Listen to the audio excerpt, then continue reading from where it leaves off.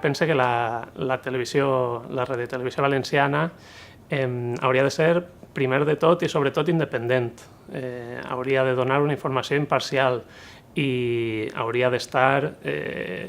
La norma hauria d'impedir que n'hi haguera un control del govern sobre la televisió. Hauria de ser independent en aquest sentit.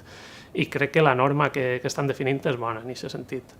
També pense que la televisió valenciana hauria de ser en valencià, hauria de tindre molt de contingut en valencià perquè pot donar un impuls que ara mateix no n'hi ha en els mitjans privats. El valencià ha de tindre una presència en els mitjans i la televisió pública pot fer això. I també pense